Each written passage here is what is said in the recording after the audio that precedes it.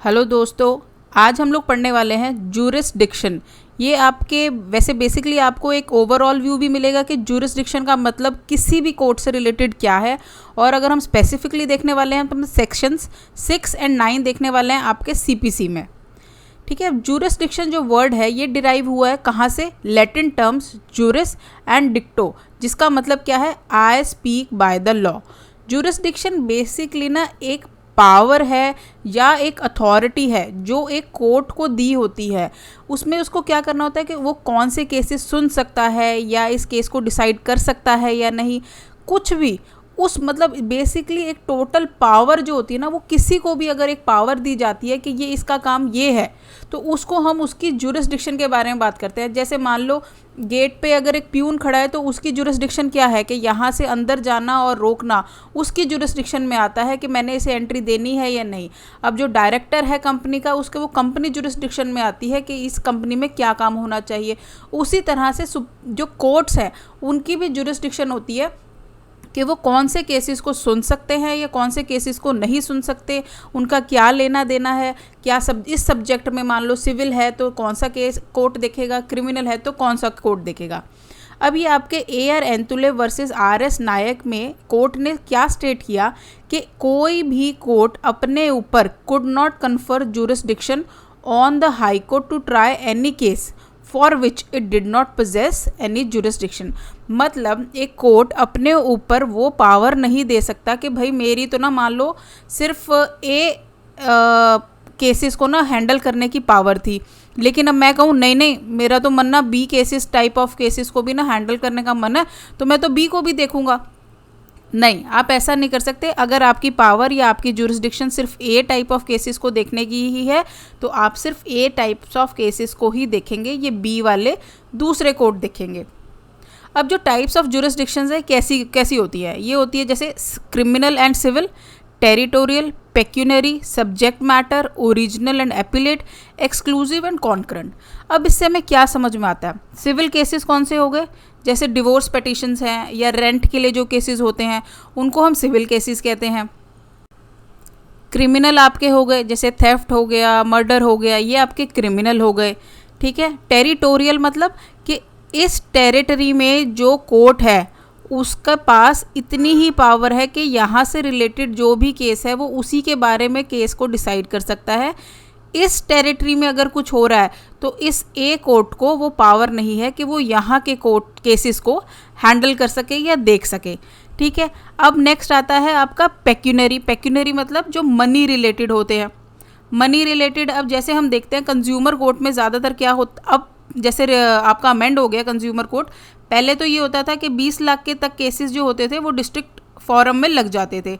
अब लेकिन 1 करोड़ हो गया है, तो ये हो गया इसका पेक्यूनरी जुरिसडिक्शन कि मेरे को एक पावर दी हुई है कि इतने लाख तक का जो डिस्प्यूट होगा वो मान लो डिस्ट्रिक्ट फोरम में जाना है। ठीक है, तो 20 लाख तक का पहले डिस्ट्रिक्ट फोरम में जाता था और उससे ऊपर वाला जो होता था वो स्टेट फोरम में जाता था। अब क्या हो गया कि 1 करोड़ तक का इस पे जाएगा, तो इसकी पेक्यूनरी जुरिसडिक्शन को जैसे बढ़ा दिया गया। पेक्यूनरी मतलब कि मैं इतने लाख तक का ही डिस्प्यूट ले सकता हूँ। जैसे कि अगर 19 लाख के, अगर हम पहले वाले के हिसाब से बात करें, 19 लाख का केस अगर होता, मेरी एक 19 लाख की प्रॉपर्टी थी तो वो डिस्ट्रिक्ट फोरम में जाती, और अगर मेरी 21 लाख की प्रॉपर्टी हो जाती तो वो स्टेट कमीशन में आपके केस डलता, क्योंकि मेरी पेक्यूनरी जुरिसडिक्शन 21 लाख की नहीं थी तो डिस्ट्रिक्ट फोरम में नहीं डलता। ठीक है, अब जैसे सब्जेक्ट मैटर हो जाता है। सब्जेक्ट मैटर क्या?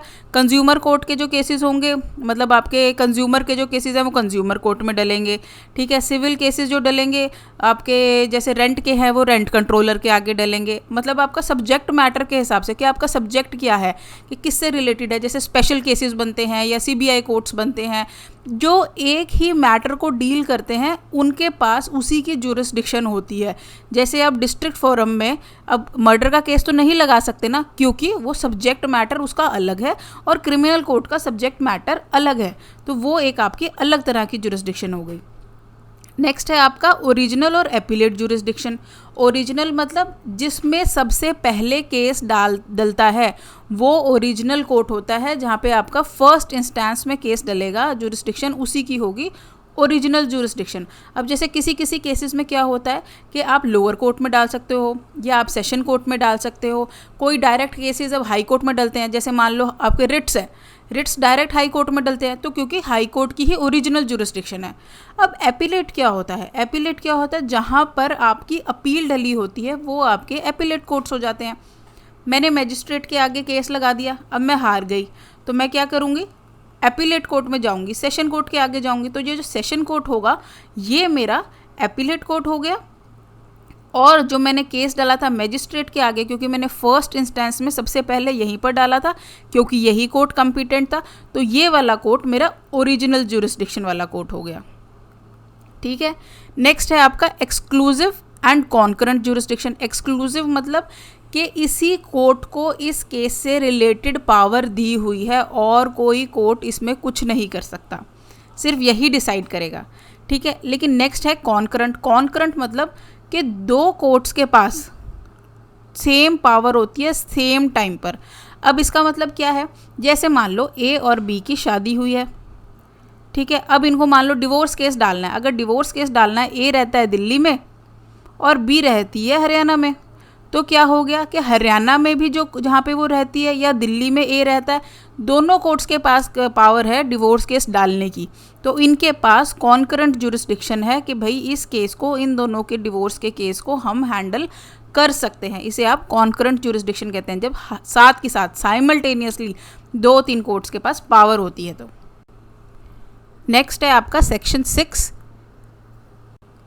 ये क्या कहता है? Save in so far as is otherwise expressly provided. अगर कहीं पर एक्सप्रेसली लिखा है उन चीज़ों को तो छोड़ के, nothing herein contained shall operate to give any court jurisdiction, कि अगर कहीं पे साफ साफ लिखा है तो उन जगहों को तो छोड़ के कोई भी चीज़ ऐसी पावर नहीं देगी किसी कोर्ट को जो कि एक अमाउंट या वैल्यू से, उसके जो सब्जेक्ट मैटर की उसको पावर दी गई है, उससे ऊपर वाले केसेस को वो टैकल नहीं कर सकता। आपका ये सेक्शन 6 क्या है? Pecuniary jurisdiction. अभी हमने पेक्यूनरी जुरिस्डिक्शन में क्या देखा? मनी से रिलेटेड हमने क्या देखा कि डिस्ट्रिक्ट फोरम के पास कितने तक का केस हैंडल करने की पावर थी? 20 लाख तक का। अगर 21 लाख तक की प्रॉपर्टी वाला केस आता है तो वो कहाँ लगेगा? वो डिस्ट्रिक्ट फोरम पे लगेगा?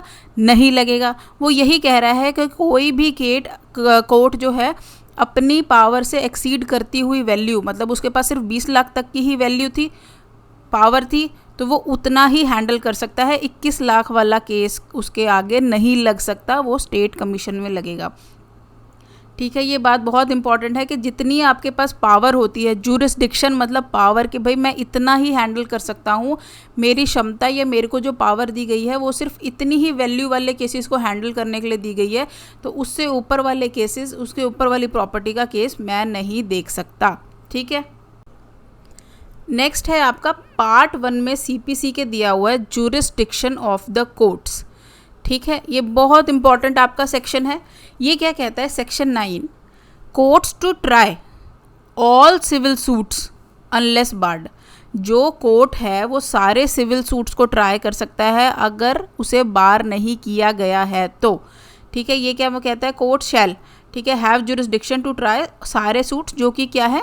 सिविल नेचर के हैं, एक्सेप्टिंग सूट्स जिनकी कॉग्निजेंस को ना, ये आप फिर से टर्म्स ध्यान से देखिएगा, एक्सप्रेसली और इम्प्लाइडली बार किया गया है।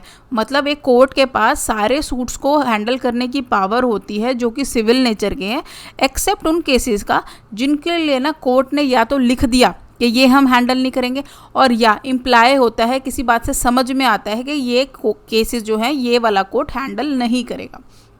इसकी एक्सप्लेनेशंस दी हुई हैं 2। एक्सप्लेनेशंस में हमने कई बार देखा कि एक्सप्लेनेशंस मतलब वो होता है एक सेक्शन को बेटर अंडरस्टैंडिंग के लिए।